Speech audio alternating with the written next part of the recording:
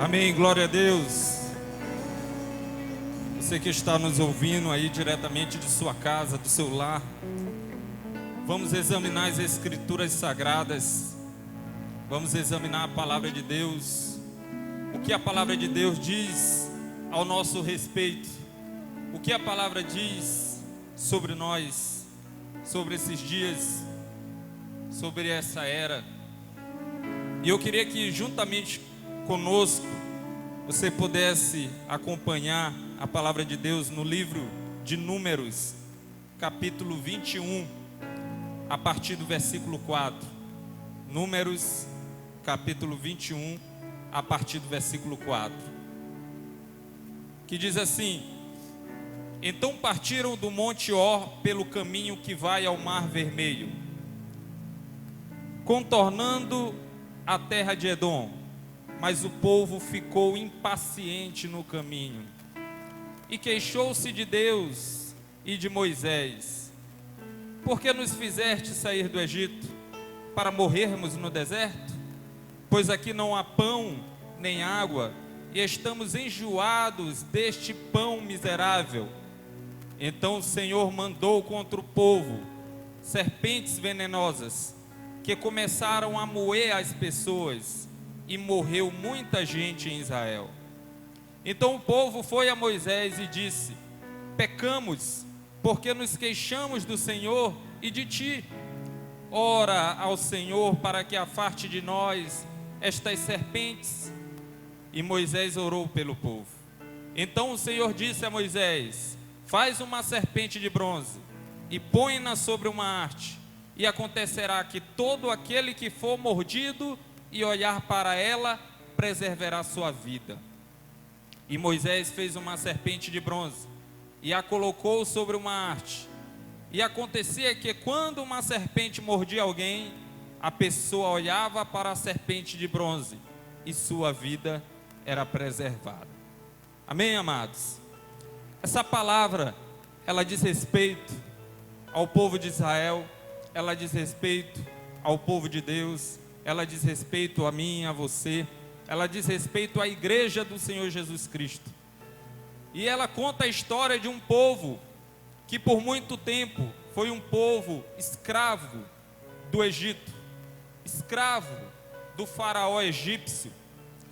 E Deus levantou um homem chamado Moisés para interceder diante de Deus por este povo. E Deus ordena a Moisés que vá até o faraó e diga: Faraó, libera o povo para que ele possa ir no caminho que o levará à terra prometida, de onde mana leite e mel. Mas o faraó não liberou o povo de Deus, manteve-o, continuou mantendo ele escravo no Egito.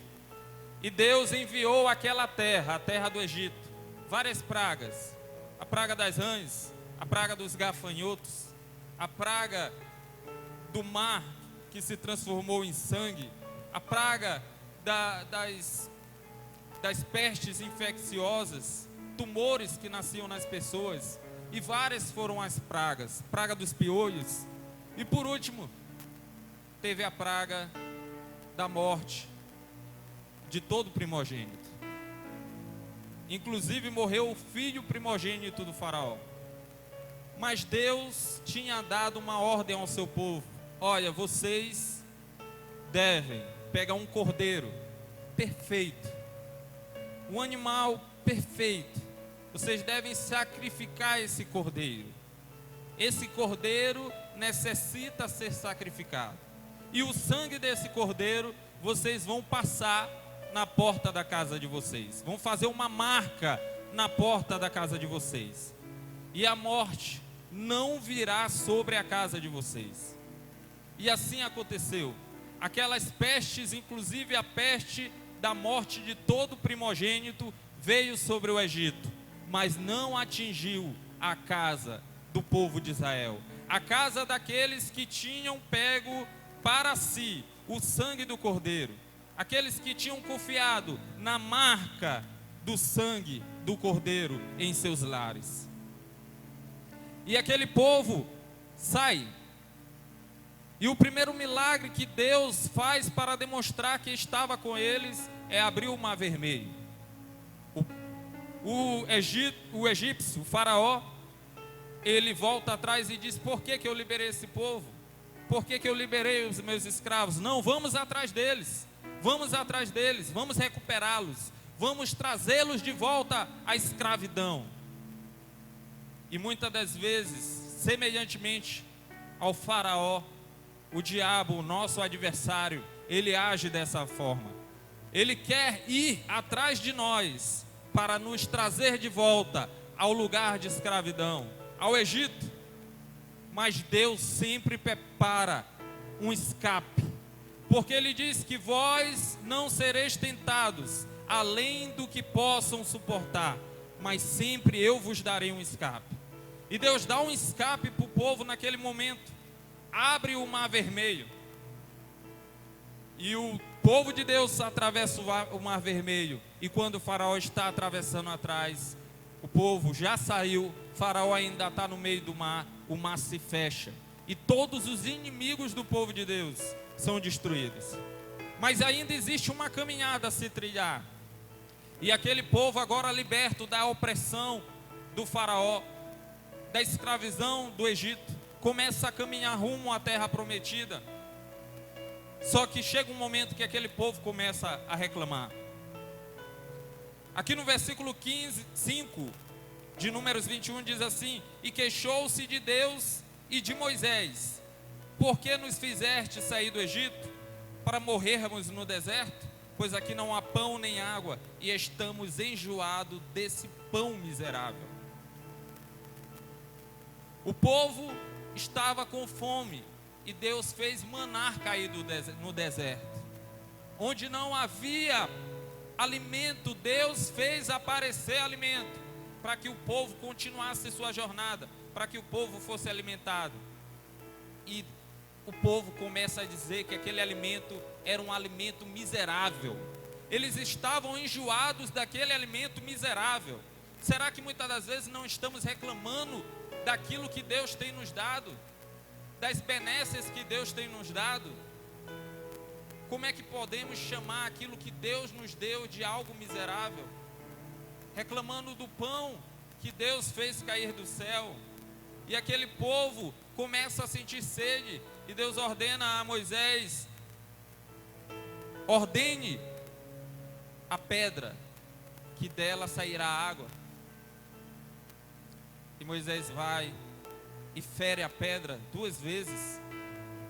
E mesmo fazendo aquilo que Deus não tinha ordenado, que era falar, ordenar e não ferir a pedra, mesmo assim Deus, em sua misericórdia, derrama água sobre aquele povo. Aquele povo começa a beber água fresca no meio do deserto, onde não tinha nenhuma expectativa de gerar água. Mas o povo segue murmurando, reclamando: porque saímos do Egito para comer esse pão miserável, que não tem sabor, que não tem gosto, para beber essa água, para morrermos de sede? É para isso que saímos do deserto. E quando nós, o povo de Deus, murmuramos, reclamamos, não agradecemos aquilo que Deus tem nos dado, as coisas ruins começam a sobrevir sobre a igreja de Deus. E a Bíblia diz que Deus enviou serpentes para aquele povo. A murmuração, o pecado daquele povo trouxe consequências. E a consequência foi que cobras começaram a picar o povo. A Bíblia diz que o nosso adversário, o diabo, ele está ao nosso derredor, procurando alguém a quem possa tragar. Ele está procurando alguém a quem possa tragar. Sabe, amados, eu me alegro com essa passagem, porque ele está procurando alguém. Ele não pode tragar qualquer pessoa, ele não pode tragar todo mundo. Ele está procurando alguém a quem possa tragar. E a Bíblia, ela faz apologia ao diabo como uma serpente. A serpente que enganou Adão e Eva. ficai vigilantes, porque o diabo, o vosso adversário, está como um leão querendo vos tragar. Está ao vosso derredor. Ele está procurando alguém, mas ele só pode tragar aquelas pessoas que não temem o Senhor Jesus, aquelas pessoas que não confiam no Senhor Jesus, aquelas pessoas que não confiam na marca do sangue, do sacrifício do Senhor Jesus. E aquela serpente começou a sair a picar o povo. E naquele momento o povo reconhece o seu pecado. O povo reconhece que aquelas serpentes apareceram porque o povo murmurou, reclamou. E naquele momento aquele povo chega-se até Moisés, o escolhido por Deus para ser o intercessor entre Deus e aquele povo. E diz: Moisés, ora ao Deus para que Ele nos cure, para que Ele nos livre desse mal. Só que neste momento, nesta era, o nosso intercessor não é mais Moisés. O nosso intercessor é Jesus Cristo. É Jesus que intercede junto ao Pai pela nossa cura, pela nossa salvação. Será que nesse momento, diante de tantas pestes, diante de tantas doenças, diante de tantos nomes sendo veiculados, será que nós temos olhado para Cristo e pedido a eles: Jesus, ore ao Pai, interceda junto ao Pai, para que o povo seja curado dessa peste? E quando Moisés orou a Deus, Deus ordenou a Moisés que fizesse uma imagem de uma cobra e pendurasse essa cobra de bronze, essa imagem, em uma haste, e elevasse essa cobra, para que todo aquele que fosse picado pela cobra, ao olhar para aquela cobra em cima de um madeiro, fosse curado.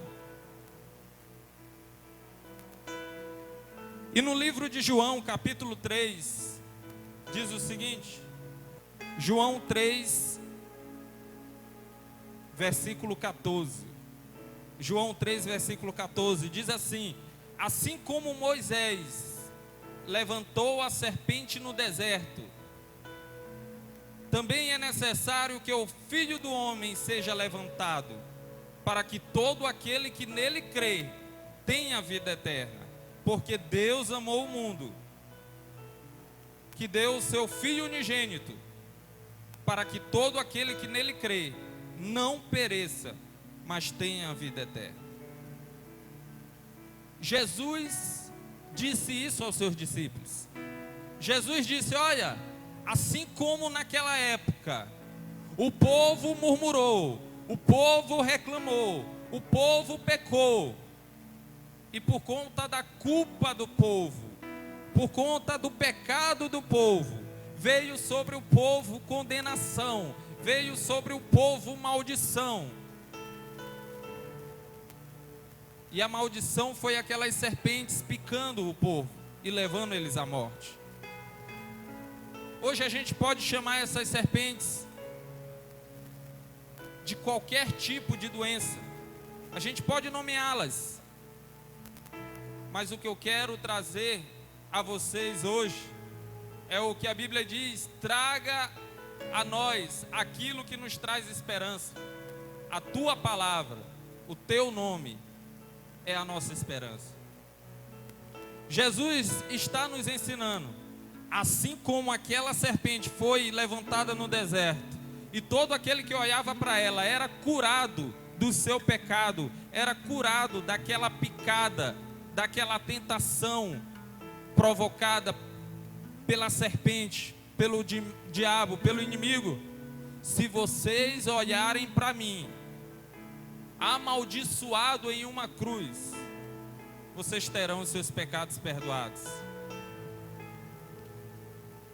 Eu não sei qual é o tipo de pecado que você cometeu. Eu não sei qual é o tipo de enfermidade que está assolando a sua casa. Mas Jesus está a nos dizer hoje que se você olhar para Ele, amaldiçoado naquela cruz, você será abençoado. Porque a Bíblia diz: maldito é todo aquele que é pendurado em um madeiro, mas ele foi amaldiçoado para que nós fôssemos abençoados. O castigo que hoje nos traz a paz estava sobre ele, e foi por conta das feridas dele que nós fomos curados.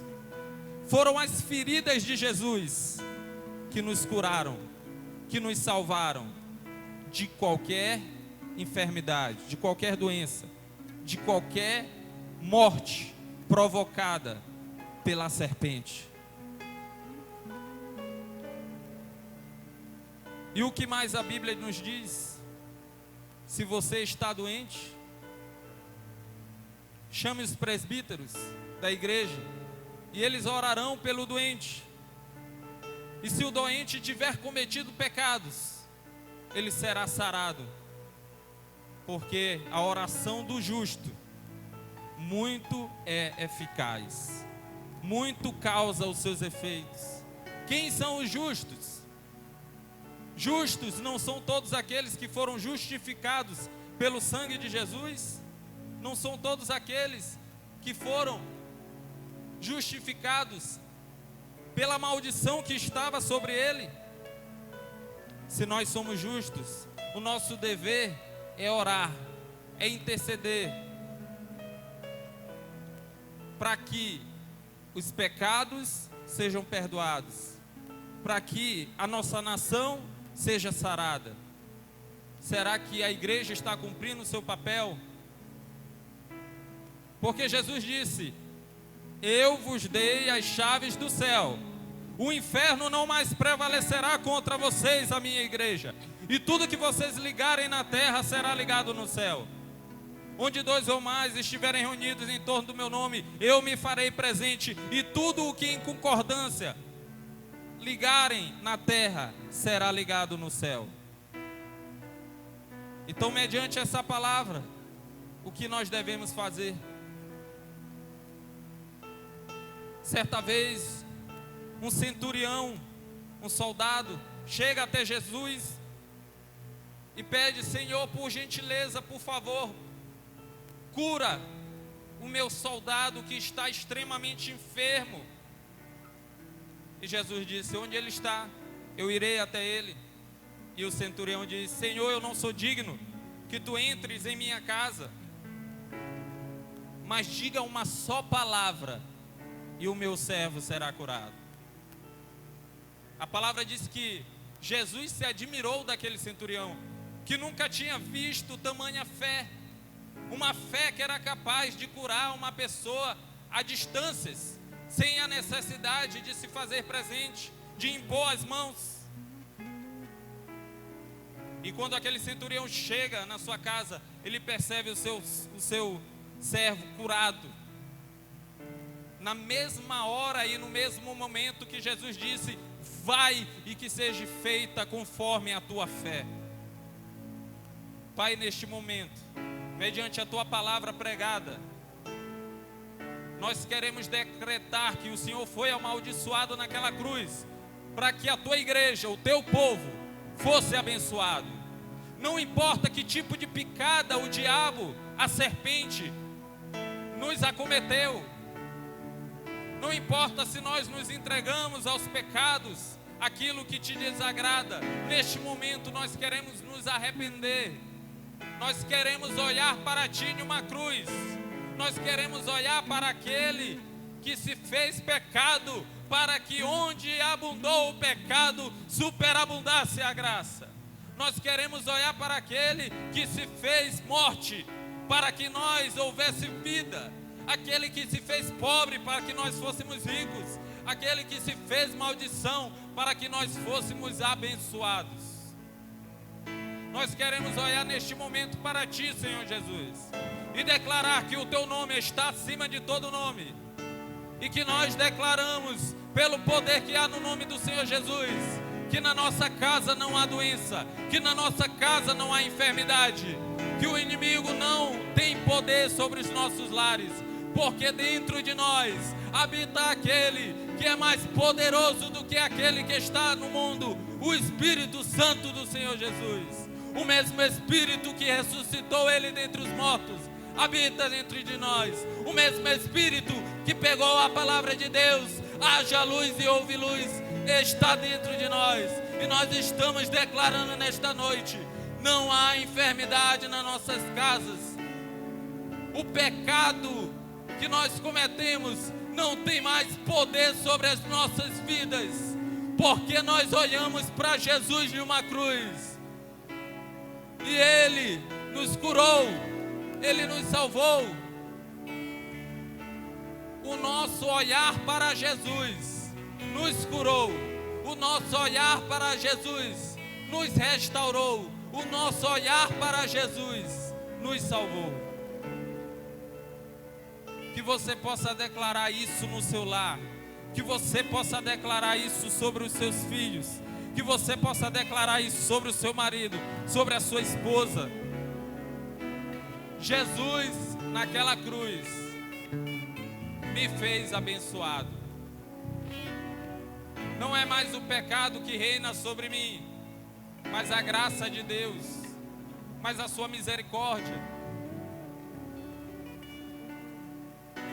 No livro de Hebreus diz que nós podemos nos achegar ao trono de graça em tempo oportuno e receber dele misericórdia, porque não temos um sumo sacerdote que não possa se compadecer de nós, porque semelhantemente a nós, ele sofreu as mesmas coisas, ele passou pelas mesmas coisas. Ele disse: no mundo tereis aflições, mas tende bom ânimo, porque eu venci o mundo. E se eu estou dentro de vocês, vocês também vencerão o mundo e tudo que há nele, seja a cobiça dos olhos, seja a soberba da vida, seja o desejo da carne, tudo isso vocês vencerão, porque eu venci o mundo e eu estou com vocês. E para nós encerrarmos, no livro de Provérbios, capítulo 3, versículo 7, diz assim: não seja sábio aos teus próprios olhos, teme o Senhor e desvia-te do mal. Isso te trará saúde ao corpo e vigor aos olhos.